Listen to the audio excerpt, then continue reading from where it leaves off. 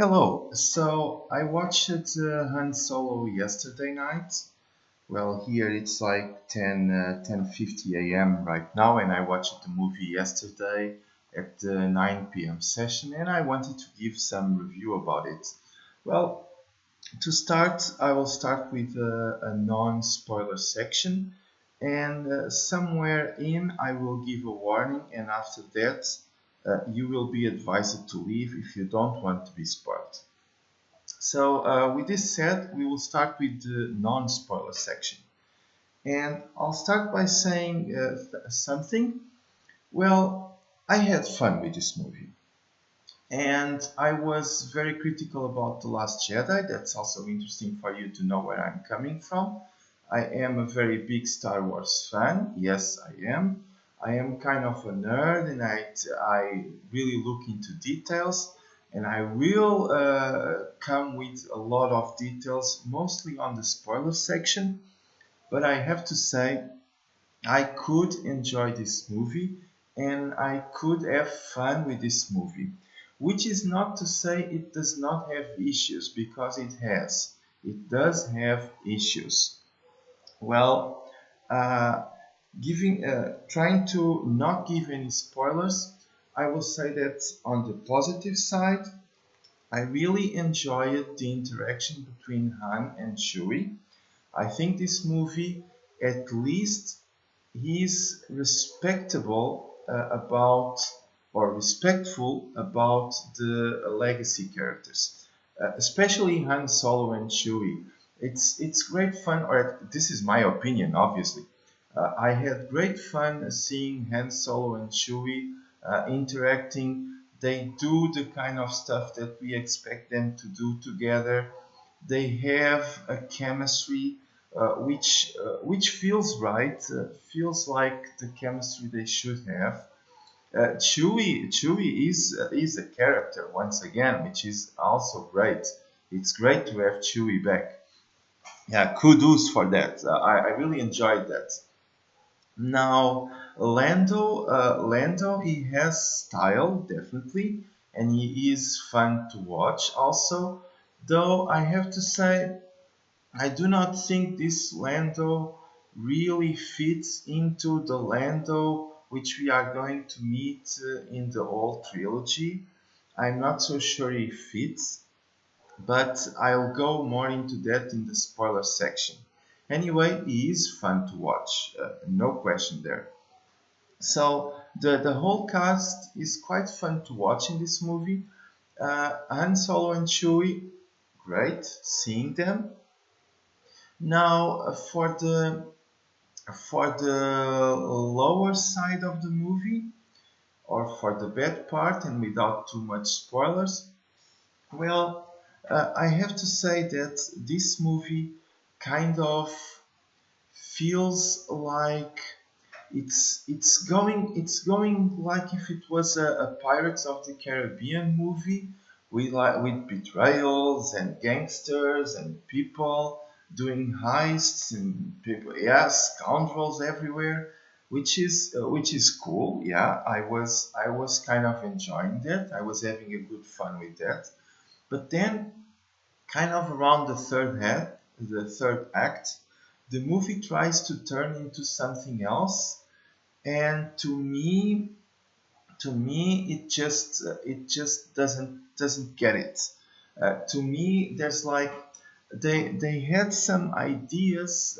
It looks like, to me, it looks like they wanted to turn this movie into something bigger, but in my opinion, their ideas do not work, do not fit with the rest of the movie, will not fit very well continuity wise with the rest of the Star Wars movies.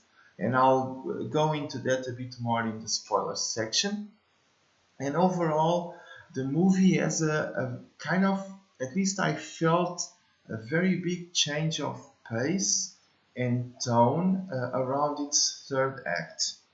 There is stuff coming into play which is a bit like, it looks almost like a different movie. I don't know if it has to do with the different directors that it had, if it has to do with their different styles, but it kind of feels like you are jumping into a different movie, and it, it does not it does not sit very well together. And also I have to say I see some continuity issues, which I'm going to go more into detail on the spoiler section. Now, there have been some complaints and some issues which I want to address also. People have been complaining a lot about the idea of Lando being pansexual and about SJW ideas coming in, like the droid rights issue. Well, without giving too much spoilers, I want to say those issues are somewhat in the movie. Yes, they are. Though I have to say, I was not nearly as, let's say, distracted by them as I was in The Last Jedi. They are not nearly as much distracting. They are there, yeah. Do not let yourselves be fooled. Those issues are definitely there. The droid sure is. It can be annoying, yeah. To me, it was like, well, it's annoying. It's not really fun. I was not laughing my head out, for sure not. But it was also not that big, and there was lots of other stuff going around. It does not mess that much into the story. It does not mess with other characters and their development. So to me, okay, it's there. It's there, but I can kind of gloss over it. Maybe I would prefer it not to be there, but it doesn't ruin me the whole experience. Not nearly as it did in The Last Jedi, where it's really like in your face, eat this or die. No, it's not like that. It's there, but it's just there. The Lando pansexual stuff, it's the same. Again, it's hinted here and there. His character is definitely leaning that way, but it's really not so in your face. It is a bit, but it's not so much as you get really distracted by it. You can gloss it over and you can have fun with the rest of the movie if you really don't focus with these things. They are there, yeah. There's no question, but it's not that terrible. Now, something else I feel is the music. The music is kind of not like the old Star Wars. Maybe I'm being nostalgic. I miss a bit of a tone. Like the movie is not very sure what tone it wants to be. I would think that this movie would go a bit better with something like Pirates of the Caribbean style, something a bit more fun and let's go. And the movie tries to go maybe a bit too much into the epic Star Wars music, but then the tone of the movie and the whole story is not that. So it's kind of it's not really fitting. It's strange. It's strange. And then the epic tone doesn't have the same power as the old Star Wars music, at least not to me. And it doesn't really fit into what you are watching because everyone is having fun doing these heists and so not really something is not matching perfectly. Now, something else I want to say is the humor and the tone of the movie, and this is in like following the music issue. The whole tone of the movie, it's slightly off, slightly. And this being said, this does not feel as strange as The Last Jedi, where it was all over the place with very weird jokes here and there. No, it doesn't feel like that. This movie, it's much better contained and it's much better focused compared to The Last Jedi, at least on my view. but still there's something off, and something is not completely right. It's much better, but not really there. And also, I think this movie just, I've said it before, and to conclude, I think this movie really suffers from not being completely sure what it is and what it wants to be. It is not completely sure if it wants to be a Pirates of the Caribbean type of fun movie, or if he wants to try and be something much more serious and epic, like Star Wars usually is. And I think the movie suffers from this indecision. Yeah, it's it's not bad.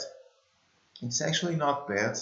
There's nothing so ridiculous as the scenes we have in The Last Jedi, and that everyone complains about, and I have complained about also.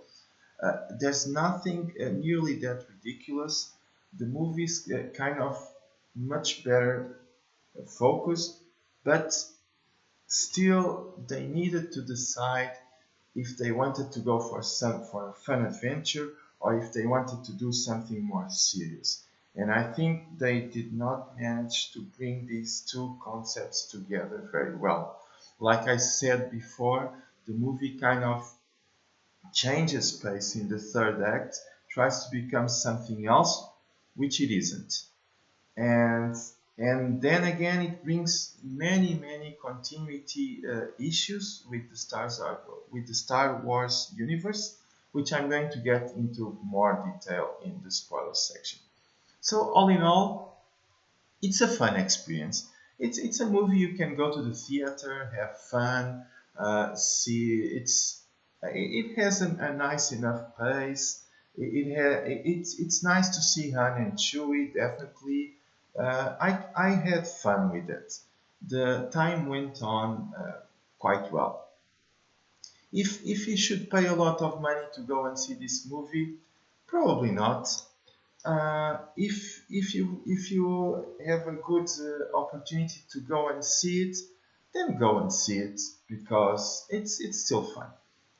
So this is my final opinion over the movie on this non-spoiler section.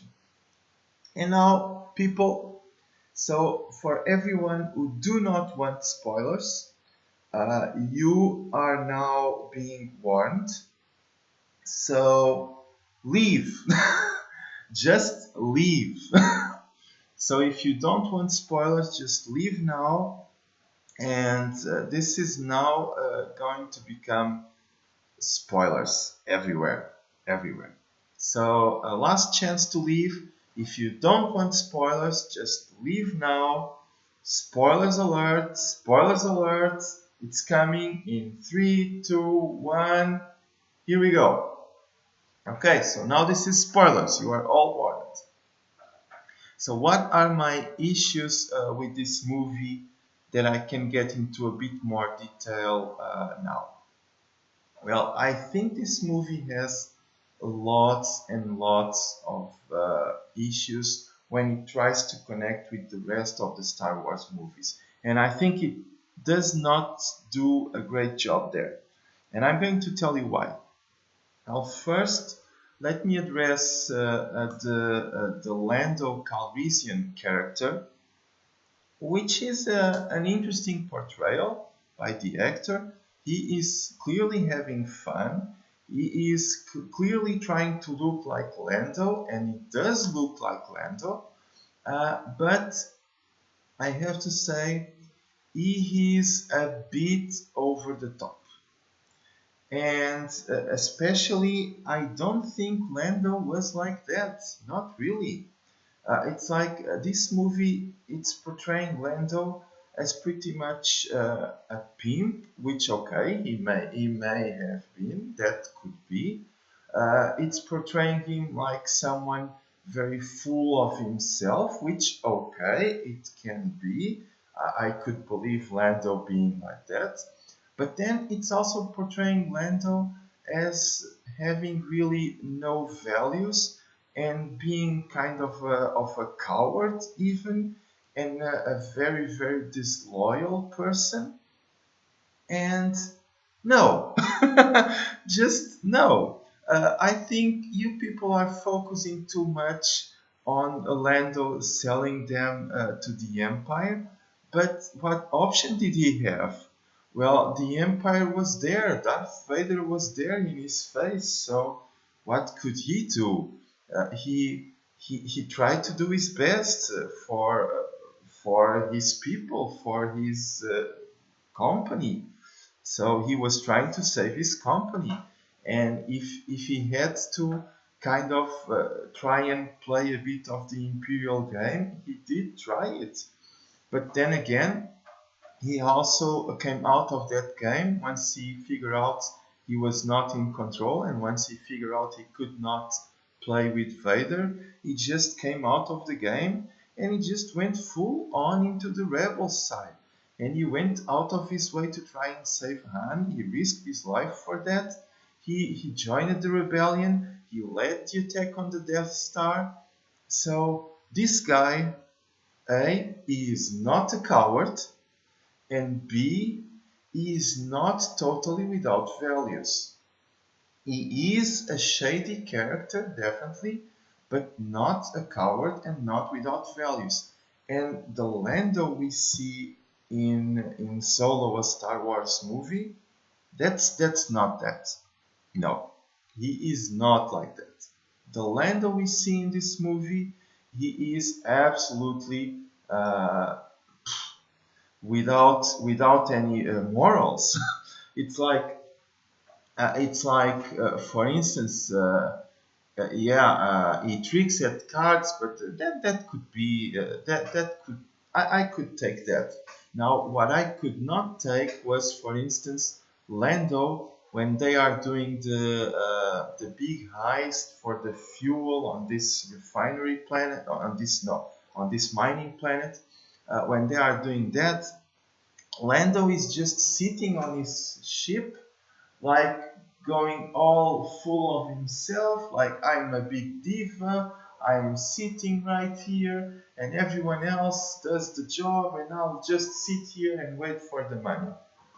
Sorry, guys, this is not the guy who will lead the attack on the Death Star. No, it isn't. It simply isn't. And this is not the guy who is going to go undercover into Jabba's palace to save Han. No, it isn't. And pretty much Lando only risks himself for the goddamn robot. Why? It's strange. It's really strange, and it's really over the top. And then later on, even later on, Lando keeps telling Han that he hates him. But why? Really? Why? Why does he hate Han? Because Han flies the Falcon recklessly? Well, but he actually saved them. So Han actually saves them by flying the Falcon recklessly. So he pretty much Han did well. Han does well flying the Falcon. So why does Lando hate him so much? Well, at the end of the movie, Han finally gets the Falcon from Lando on the card game, and I could buy it that Lando hates him after that. But before, why? Just why? There's no real reason for him to hate Han. And he's all over the place. Sometimes he says, he starts by saying, "Oh, Han, you are a cool kid. You have promise. I like you." And then he's like, "Oh, I hate you. I hate you." It's like this Lando guy. He is everywhere, and that's not really the Lando we will see in the old movies. No, Lando in the old movies is a shady guy, but he has stuff under control. He knows what he is doing. He has stuff planned. He's not just everywhere. And this is my complaint over the character of Lando. And I think this character does not fit with Lando Calrissian that we know from the old movies. So now that's one thing.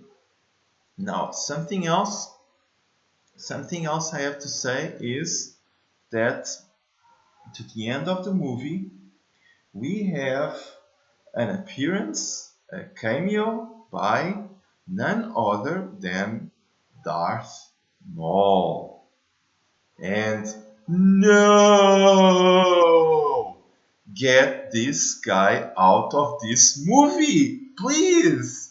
What is this guy doing here?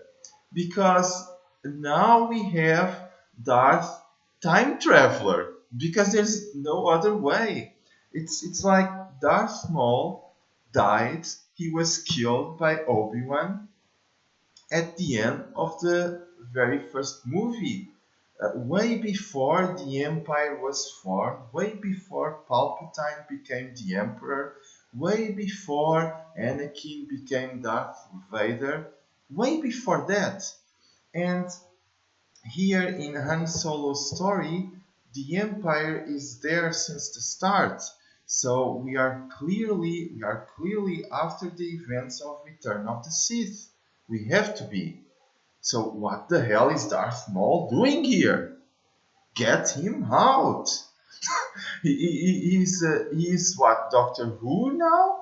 He is Darth Time Traveler? Well, that's my answer. I'm now calling him Darth Time Traveler because I don't know how to do it otherwise. He has to be. Or maybe it's a clone. Maybe could be a clone of Darth Maul, but yeah, it's a bit weird. So it's either Darth Time Traveler or Darth Clone Maul. Something wrong is there. And really, there was no reason for them to place Darth Maul in there. You have, come on, be creative, be creative. Just get some new character, some new cool character. Get someone who could be linked with Darth Vader, someone who could be studying with the Emperor. Get someone cool. Hell, if you like feminism, you could get someone like Mara Jade in there. It would be possible.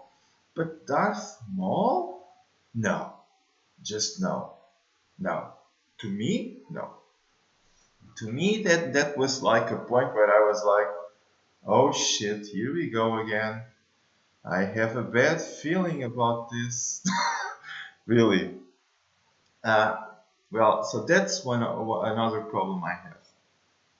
Also, continuity-wise, this makes the movie a bit messy because the movie seems to want to be between Return of the Sith and A New Hope, or between Return of the Sith and Rogue One, which is good. It can be there. It would be plausible. But then what the hell is Darth Maul doing here? Why? Why? And he doesn't have that much of a, a story in this movie. There's no big reason to involve him. So tell me why? Why? Why was it not edited out? Also, Darth Maul shows in this movie because, spoilers, the character of Kira, who is Han Solo's lover, she is going to betray him in the end. Which is okay. This to me was a cool way to go. But Kira's betrayal is explained at the end because she wants to work and she is working for Darth Maul. I think this was unnecessary. And I actually think this kind of excuses Kira a bit and makes her betrayal a bit less emotional, really. Honestly, I think this movie would have been much better if it would have played Kira much more as a bad as a villain, much more as someone who somehow somewhere turned into the dark side. She could even be like a Palpatine student, an Emperor student, or a Darth Vader apprentice, something like that. It would be much better. And she was an interesting character being built, and I think it would have been much better to have her revealed as kind of a Sith apprentice at the end, instead of just, oh, I'm just another pawn working for Darth Maul, and now I want to work to him instead of the guy I was previously working for, because now I'm just one step higher in the organization ladder. That's a bit lame, you know. To me, that was a bit lame, and it could have been much more powerful if Kira was just revealed like a Darth Vader or an Emperor student who was just controlling everything from the get-go. Or, well, not from the get-go, but at least from this time when they start with the heist and with all that. I think it would have been much more emotional, and actually it would have hit harder if she was revealed like that to Han Solo, which she isn't. So at the end of the movie, Han Solo does not really know why Kira just went away, and from his perspective, she can well have reasons. So I think this movie does not hit the point well enough at the end, and this is one of the big issues. That's why on the non-spoiler section I was saying that this movie just misses the mark. It cannot decide itself if it's a fun Pirates of the Caribbean type of movie or a more epic, more emotional kind of movie. It could not decide itself what it wants to be. And this is a problem I see with the movie. And this is why I see that many people may end up being a bit disappointing by the movie's ending. Because the movie is being fun and we are having fun watching Han and Chewie and Lando. Lando is fun to watch. And Kira is also fun to watch. And the guy, the the Harrelson, or what's his name is, character, he is also fun to watch. So we are having fun watching these characters, but then the movie just not. It is, you know, when you say in Mortal Kombat, finish him. This movie cannot do a proper finishing. It misses. It just misses the punch. And this is a trend throughout the movie. For instance, somewhere around the movie, they will end up killing the droid, killing L3. And they try to make it an emotional moment, but it just isn't. It's the wrong timing to try and make the movie emotional, because it's a droid.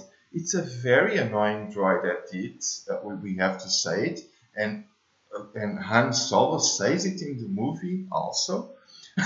That droid is a very annoying one. So why the hell should everyone be all emotional by the droid being destroyed? Why? It's like it's a glorified toaster. Okay, yeah, it does its job good, but uh, uh, yeah, it has navigation. It's a navigation expert. Good for her, or for him, or for Z, or whatever you want.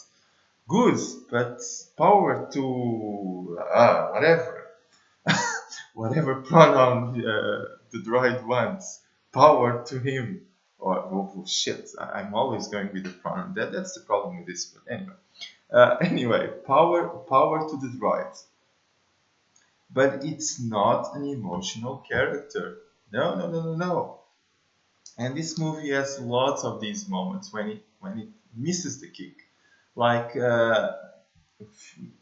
before much closer to the start, when they really begin their heist career, when the group comes together, there's a female character who's going to die on a first heist, and again her death, it's not really earned. It's like we don't know her that well. Actually, the first crew, the first heist crew, uh, they yeah, they pretty much, most of them get killed, and it's not nearly as emotional as it could have been, because they were killed a bit too fast, and they were actually, they were interesting characters. I think if they have stood with those characters a bit longer, they could further develop them a bit more, and their deaths could have been way more emotional, more to the end of the movie. Maybe on the second, maybe someone could die on the second heist. Maybe the female girl could die instead of the droid, and or together with the droid, and that would be much more emotional because we would know her much better by then. That could be a much stronger kick, which they did not deliver. No, and yeah, and even the first pilot, he could fly with Han a bit more. We could get to know him a bit more, and he could die later. Though his death was better accomplished than the girl, definitely. He was flamboyant. He was an interesting character, but I kind of wanted to see a bit more of him before getting him killed. I think it would have given more power, more emotional power to this movie. Anyway, uh, this brings us to a very interesting point, which is when we get close to the end of the movie, we almost have no characters left, and they resort themselves to reintroducing a kind of a villain from the start of the movie, and this villain just out of the blue becomes, reveals himself or herself, reveals herself as this little girl. Well, she looks like a little girl, sorry if she isn't, but she looks like a little girl who just came out from mommy, and apparently she is all powerful and she's fighting for the good side apparently, and she wants to help create a rebellion apparently. Come on, this could be an interesting story. I don't say it couldn't. It could be an interesting story, but this was not in the movie so far, and it's a bit too little, too late if you really want to change into that kind of story. It's like, uh, come on, stick to your story. Either you stick to your story or either you change it completely into something else, but just don't mix something almost at the end, which was not there. And this is where the movie kind of falls apart a bit, and where it kind of loses speed at the end. It's like the Millennium Falcon when they hit the hyperspace and it goes like pop, pop, pop, pop, pop, pop, pop, pop, pop. That's what happens. This is a ship which was flying on hyperspace very well, very fast, and then suddenly they get like in a tractor beam, and it's like, ooh, pop, pop, pop, pop, pop, pop, and the thing just gets stuck in there. It's like this. I will go back to this little girl character. She parachutes himself back into the movie. She completely parachutes himself like this possible rebellion character. And again, this has continuity issues because, well, it's nice that Han reveals himself as a good guy and he tries to help her. This is okay. Han can be a good guy. We know that Han has good inside of him. We know that, and it's plausible that he is inside. That inside he is a good guy. That's plausible.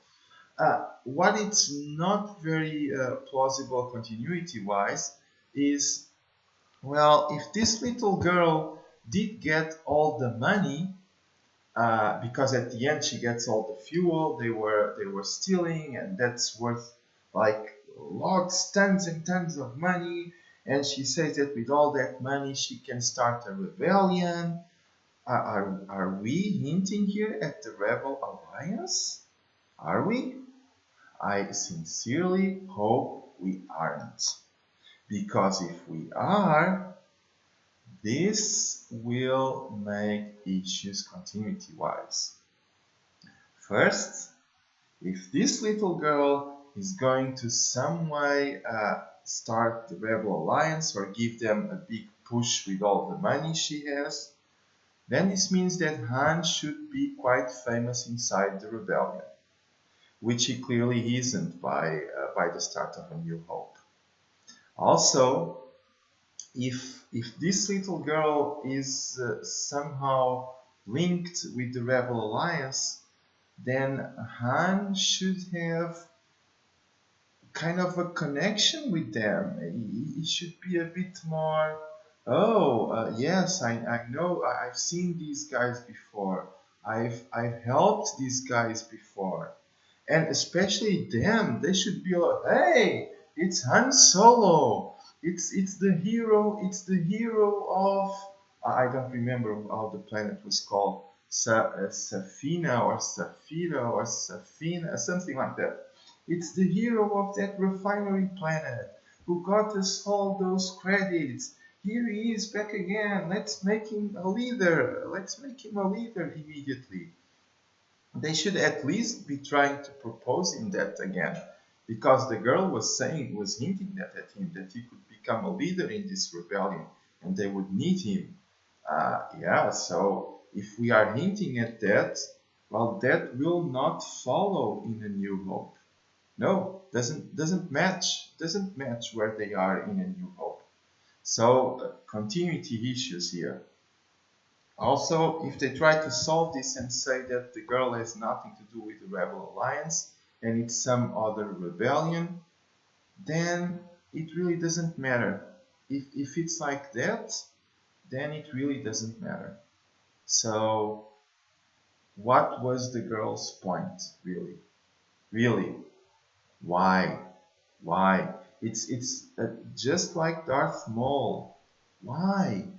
Why bring them into this movie? I think it completely changed the pace of the movie. It completely changed the tone of the movie, and it was not necessary. I still hold into my opinion that this movie would have kicked ass if they had been brave enough to bring Kira into the main villain part and make her a Sith apprentice or something like that, and that could have been much, much better. Much, much better. Imagine an ending where Han and Chewie barely escape with life from this very menacing Kira who just crossed them at the end and just was in full control of the whole thing. This would be much better, at least to me. Okay, but anyway, these were my thoughts. This is all I have to say about Solo, a Star Wars movie. I hope you enjoy. I would be really happy if people have comments and if you want to discuss some stuff further, if you have your opinions and if you give me your opinions. I really like to see other people's opinions. I really like to see different viewpoints. So if you have one, if you want to share with me, just go ahead and do it. You'll be much welcome. Well, this being said, sorry if my English is not perfect, if I ramble a bit here and there. I am sorry for that. I'm just giving my honest opinion on what I think about this movie. And once again, remember, I'm saying I kind of enjoyed the movie. I had a fun time with it, and uh, at the end, I have to say that actually this to me, and it's me, my opinion, felt this felt much better than The Last Jedi. Really, it does. It's much more focused. It's a much better movie. It's a much better script. It is. It simply is. Now it could be even better. Sure, I think it could, and I've said why and how it could be even better. But yeah, I kind of I don't know how I feel when I say that this kind of looks like a step in the right direction.